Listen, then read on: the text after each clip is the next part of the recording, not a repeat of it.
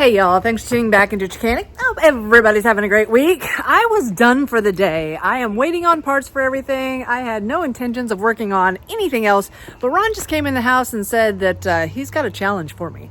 That a customer stopped by and dropped off a few free trimmers, and that he set one on my bench that he thinks I might want to tackle. Whew, got a lot going on in here today. Got this big old thing. Bad boy. Let's see, what do you stick over here? What?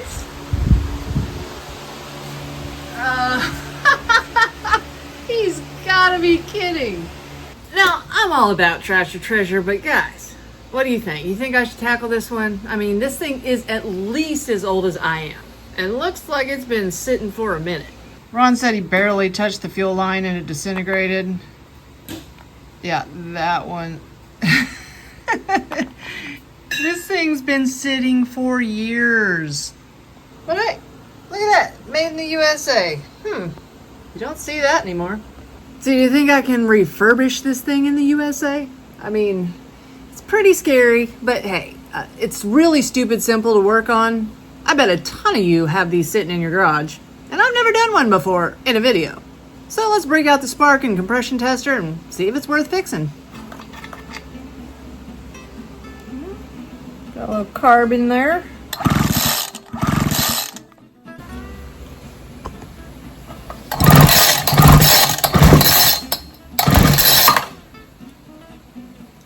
You guys, we got 110 pounds. Alright, we're going to break out the HD endoscope, look inside the cylinder, make sure she's not burned up. Which way are we going? We got to articulating in here. We want to go towards the exhaust side. Okay, all I'm saying is she looks beautiful. She looks beautiful. Let's check out the intake. Flip it on around here. Stick her in. She's perfect. Can you see? Oh, I don't have it.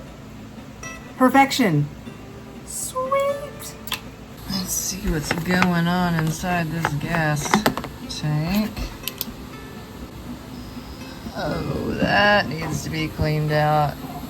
So I do have some gas mix sitting here that I'm going to go ahead. I'm going to throw a few drops down into the cylinder just to make sure everything's a little lubricated. I'm going to pour some more of this into the fuel tank, swish it around real good, and hopefully clean it out just a bit. There's part of it.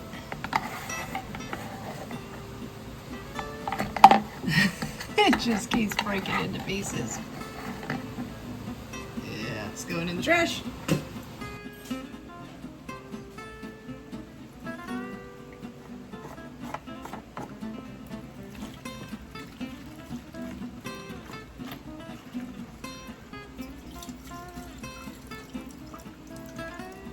Now, that one was actually not too bad to clean out. Sweet. Now, realistically, this trimmer still has a ton of potential and could really be good for somebody that is in need of one. It possibly could only need a carburetor kit, fuel lines, fuel filter, an air filter, and a plug. And it only takes me about 10 minutes to put all that in. So, it's totally worth the gamble. There we go. Okay. Ooh, that's straight up dust. Torque bolts here to take this whole carburetor assembly off.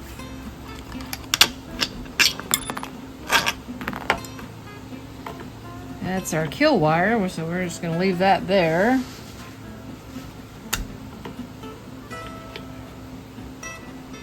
Nice. And while we have the carburetor off, we want to look at the piston. It looks stunning. Pop these pieces of fuel line through there. Alright, I'm going to tear into this carburetor. The only thing that's scaring me is this primer bulb is the... Oh, there it goes. There we go. Now it's coming apart. It was hard as a rock there for a second. Now, my hopes are that some of the oily residue is still inside this carburetor, just like it was inside the fuel tank. Obviously, it sat with gas in it, but it didn't smell rank. So I don't know, it could have sat for 15 years before the gas started getting really too bad. I know Ron had a Thunderbird that sat out in the yard for years and years, and the gas, after it sat for like 10 years, the gas was still good inside of it. That was many, many years ago. Can't do that these days. These days, gas doesn't last longer than 3 months with ethanol in it.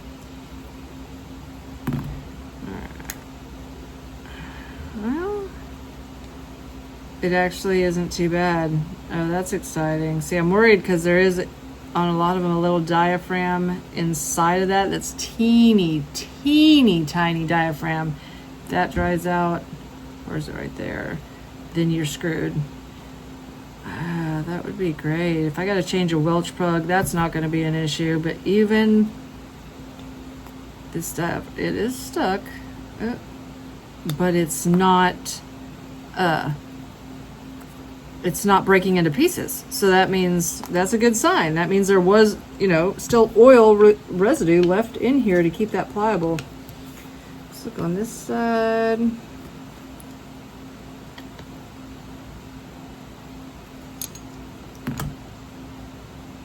Oh, yeah. What is that? That is some kind of oil in there. Nice. I like to see that, actually. I do like to see that. Everything came apart really well. Oh, that's awesome. I also want to take out this high and low jet. Now this is the high. Can't see anything anymore. Yeah, that's the low, that's the high. So I'm going to throw this in the ultrasonic cleaner for a bit. Now I'm going to throw me some fuel lines in here. I cut one short one and one long one. One's for the return and one goes to the fuel filter. And when I do it, I cut one end to a point. That way I can just stick it in, stub it in, and then grab it with my pliers from the inside and stub it into the tank for the return. And then this one I'm going to pull, once I get it into the tank, I'm going to pull it all the way out towards the cap hole, cut this end off, put my fuel filter on, and then pull it towards laying in the bottom of the tank again. So I got my hemostats. I'll leave these in the description box below or at my Amazon store. They're awesome. Everybody needs a pair. I'm gonna cut that sideways part off. Grab me a fuel filter.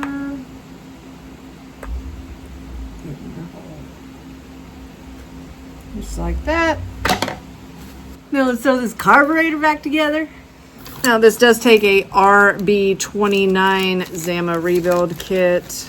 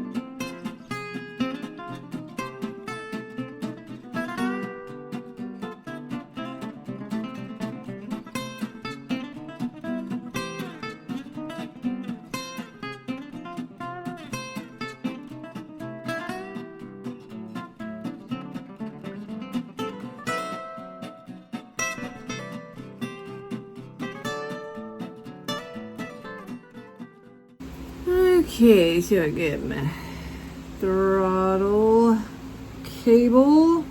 This farthest one was the return. So that actually, since this carburetor is upside down with the primer being, or purge, whatever you want to call it, towards the bottom, I think that it's going to come out this way. Usually the one, or it's going to come out through this one. Usually the one that's closest to the primer bulb is the return. So no, I had it right. It is this one. Okay, so this is the return.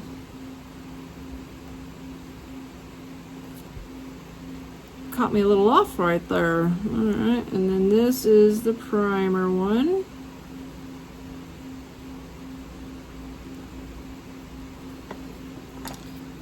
Get my gasket. Still, even though it's got this indentation on it, I can just flip it over. It'll work fine. And my bolts.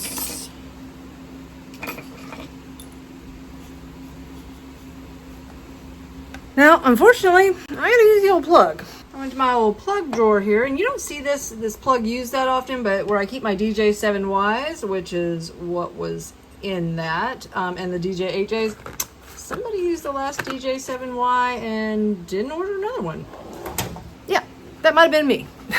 All right, I've got gas in her. Let's see if she's gonna prime. Huh? Oh, boys, she's a virgin. Check it out. Oh yeah, this is happening. I'm excited. It's gonna start.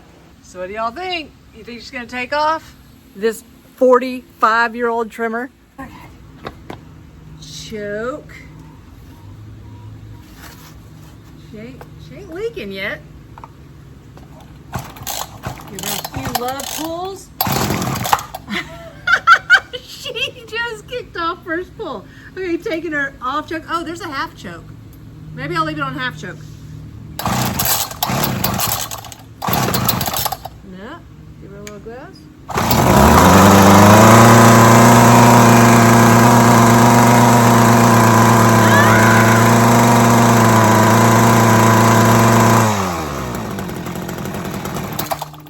I gotta get my adjusting tool.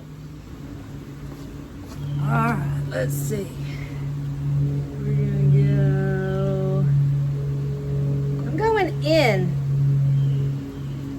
a little bit on both of them.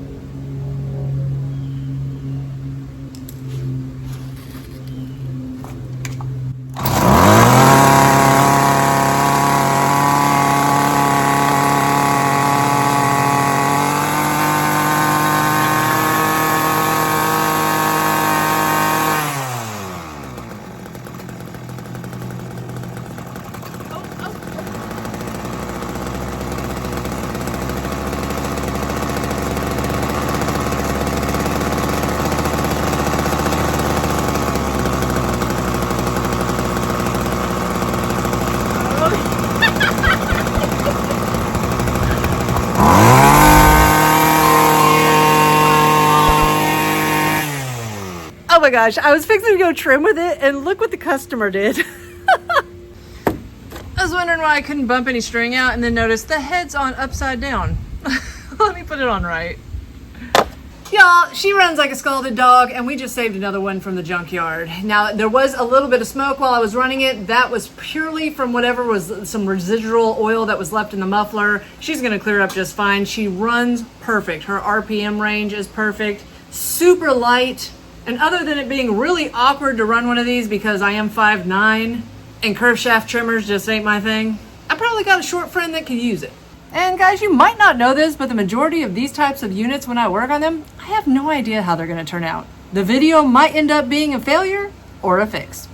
Also, don't forget, if you want to get any of the tools that you saw me use today, I will leave a link to my Amazon store in the description box below. So guys, thanks again for tuning in to Chickanic. If you find yourself coming back over and over again, think about hitting that subscribe button. And if you ain't tired of me yet, check this video out right here.